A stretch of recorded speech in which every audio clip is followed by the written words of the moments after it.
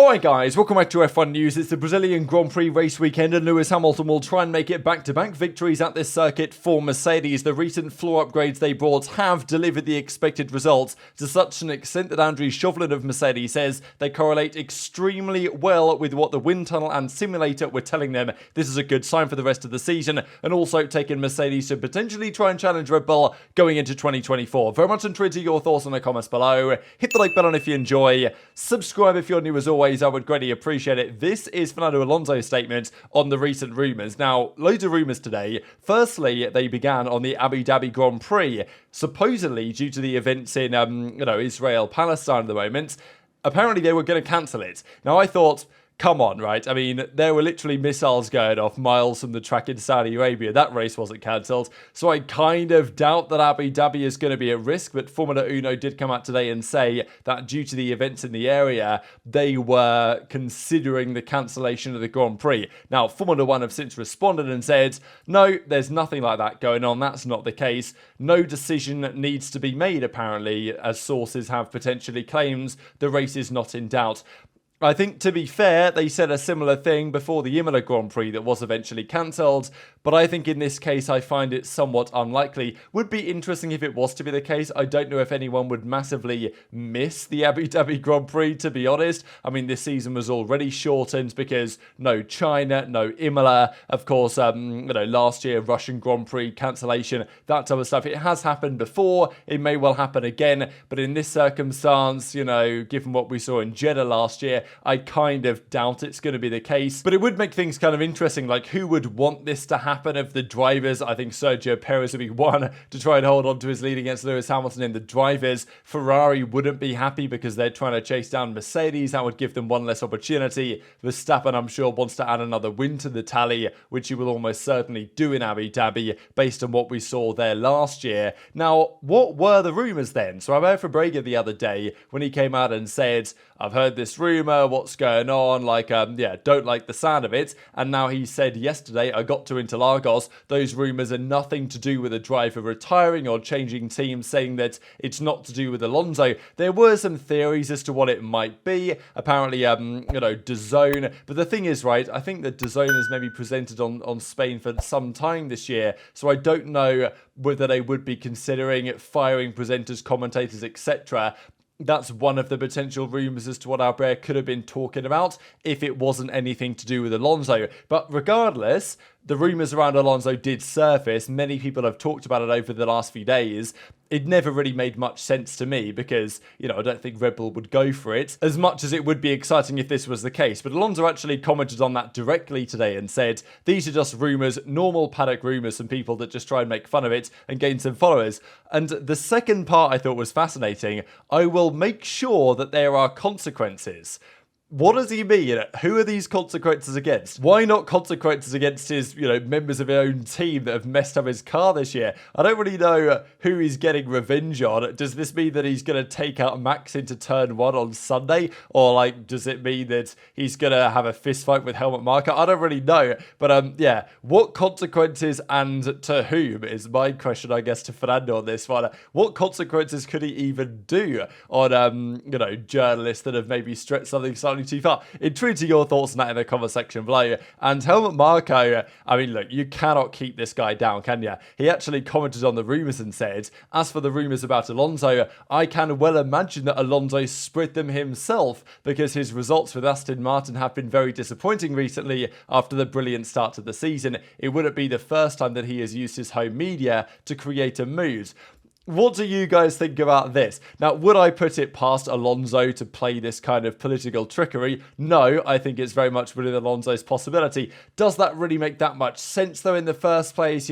Alonso getting Albert to tweet something out that was a little bit cryptic, and then people jumping on the bandwagon to try and figure out what it was, eventually coming up with a theory that Nico Rosberg was somehow going to return to the grid, but also that Alonso to Red Bull was a possibility. So I'm not sure if I really buy it, but look, you can't keep this Marko guy down, can you?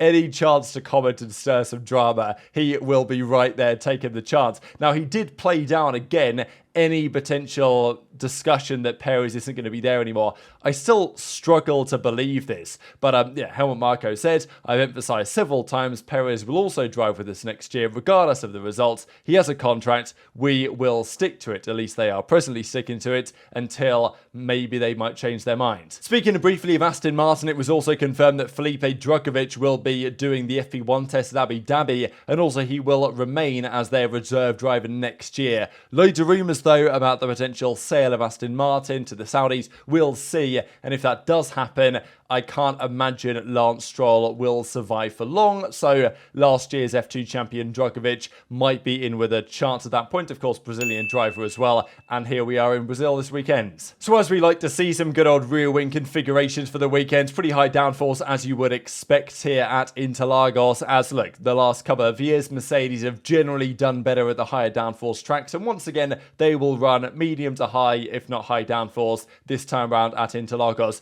You know, it's got some altitude there as well, somewhat, okay, not anywhere near as extreme as Mexico, but worked well for Mercedes, of course, last year. Did they win primarily because Red Bull messed up their setup on the sprint weekends? Yes, but could that potentially happen again? We'll see. Now, in the interviews that were done today by the drivers, Max was even asked the question, who would he prefer in his team? Daniel or Perez, right? Daniel or Sergio? And he said that, oh yeah, I enjoyed Daniel, I enjoyed it with Perez, like I don't really want to comment. And fair enough, I mean, it's a bit of an ambitious question to ask Max to try and get an actual response, but nonetheless, he was asked to comment on it, and he didn't say, oh, there's Ricciardo's not coming in, don't worry about it, guys, Perez is going to be here next season, just like Helmut Marko said, because you definitely believe him. But no, he didn't say that. It was like, yeah, well, either way, I don't really care, I'll smoke either of them, I guess was the point. They also asked to comment on the sprint race, because this is, thankfully, the last sprint race of the season this weekend.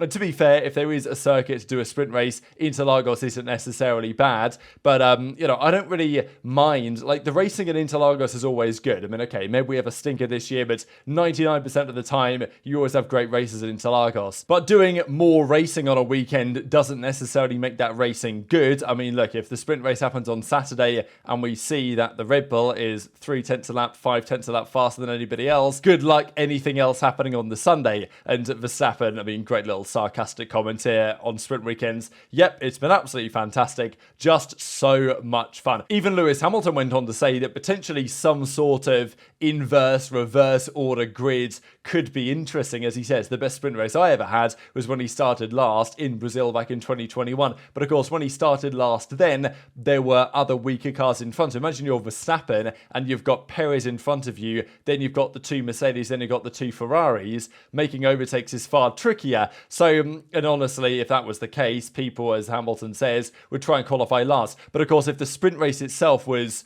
determined by the inverse of the order that was eventually going to determine the Grand Prix on Sunday, such that you do qualifying, that sets Sunday's grid, then you just, invert the championship order and use that for the situation on the Saturday sprint, maybe. But, it's just, we're already manufacturing enough. I don't like it in general. And even Hamilton's idea here, he immediately raises some potential issues with it. But he was also asked to comment, of course, on what are the chances this weekend. Mercedes, pretty much, have they really had a chance to win this season? To be honest, no. Last year, they didn't really even ever have a clear-cut chance until this time in Brazil. I mean, last year in Brazil was a similar story. And again, Mercedes, their season is shaping up in a similar way to last year, where they bring the upgrade in Austin, they look more competitive in Austin. Okay, the car was illegal this year or disqualified, whatever. But again, in Mexico, they still had good pace. And then one kind of poor weekend for Red Bull left Mercedes in prime position to capitalize on that weekend. Eventually a 1-2 in the race itself. It was a 1-3 in the sprints. It was a 1-2 in the race. Hamilton, of course, he got the damage from that contact with Verstappen, and arguably he could have won that race if that was not the case. But Hamilton comments on the chances and says, after the last couple of races, people say it's looking good, but I'm not dazzled by where we are currently. The car's obviously got better. Hamilton has more confidence in it, certainly compared to Russell right now, because the floor has supposedly improved the feeling at the rear of the car. That was especially what Hamilton was was frustrated with and struggled with is just controlling and understanding what the rear of the car is doing. Like some of the onboards earlier this season are just shambolic, to be honest, from trying to control the rear instability of the car. Hamilton still says he's not dazzled by the progress, but nonetheless there has been significant progress, and right now, okay, maybe McLaren is still the second fastest car, as it has seemed on average over the last several races, but Mercedes still putting up relatively decent results. Now, he does predict, as anyone should predict, that Red Bull will blitz it, and, what are the odds that Red Bull have an off weekend at Interlagos 2 years in a row? It's relatively unlikely. But will Mercedes be the closest challenger? Quite possibly, yes. And, is Hamilton historically very good at this circuit? The home crowd buff, as it kind of is now, I guess maybe plays some sort of advantage. But, fundamentally, Formula 1 is about the car more than it's about the driver. So there's only so much that he might be able to do, and at the end of the day, whether Hamilton or Mercedes win this weekend or not, it doesn't matter in the grand scheme of things because the championship is long since over, and really it's all about focus on next year. The question is, does the floor work? We have seen plenty of upgrades this year. Aston Martin's downgrades, and same with Haas, really. Okay, maybe their upgrades made their car faster, but let's be honest, with Haas, they brought some changes to Austin. Has their car changed at all? Does it still cook its rear tyres? Yes. I mean, honestly, I feel bad for Hulkenberg watching his race there, trying to defend from Ocon in the Mexican Grand Prix. Like, Ocon could just chill out behind him and just wait for his tyres to die and pick up the final point. And that's eventually what he did.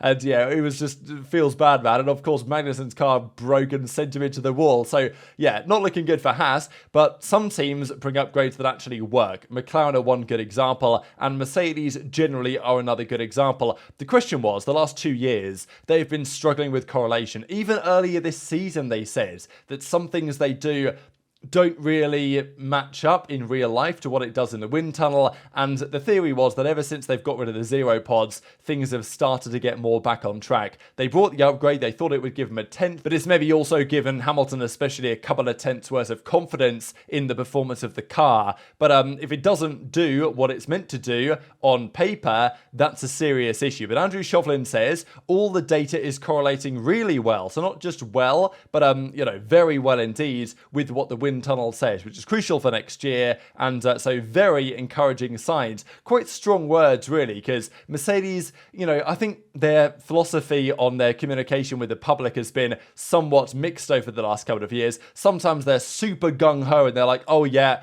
there's a killer upgrade coming, we're making so much progress, Red Bull watch out. But I think over the last couple of months, Toto Wolff especially has been far more reserved and saying, well, we're trying our best, we're trying to be optimistic, but, we're looking on the negative side, hoping that things work out. But now Andrew Shovlin is saying that things are correlating really well and very encouraging signs.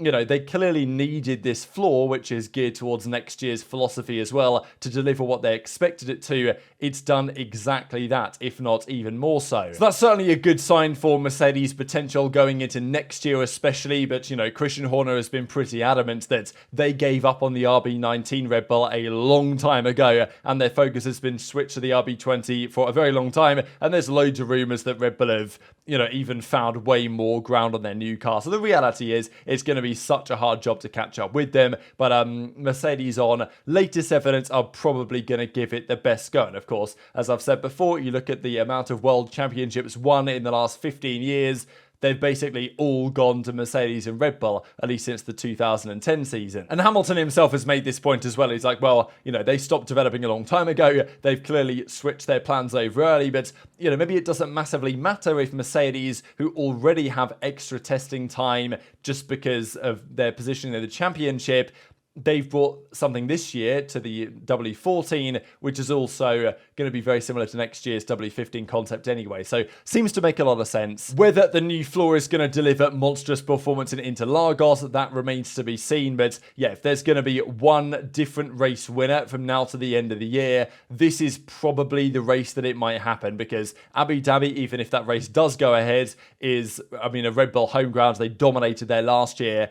Las Vegas is a pure straight line speed track, really. I mean, they've got a monstrous straights on it. So the Red Bull, the Ferrari are going to be very good there. The Mercedes, not so much. So you've got to favour Max at both Las Vegas and Abu Dhabi. Here in Brazil, obviously you're going to favour Max as well. But if anyone else, a Mercedes, a McLaren, a Ferrari, can upset Red Bull, this weekend is probably the most likely time that's going to happen. And honestly, we know that Interlagos does produce its fair share of surprises. Kind of a remarkable statistic here, actually, that of all the pole sitters in Interlagos, well, that are currently on the grid at Interlagos, the only pair of drivers, the only duo that has a pole position each is actually the Haas drivers, with Nico Hülkenberg way back in the day at the start of his career, and Kevin Magnussen, let's not forget, last year that got pole before falling back in the sprint as was expected in those interesting qualifying conditions. But anywhere else on the grid, you know, the only other pole sitters at this track that are currently on the grid, Verstappen, Hamilton, Alonso, Bottas, now of course none of those team together. So yeah, the Haas boys somehow have this record, which might not last too much longer if Perez or Russell or Stroll or Joe were to get pole, but all of those seem relatively unlikely. So hit the like button if you enjoyed, subscribe if you're new, take care, and I'll see you next time.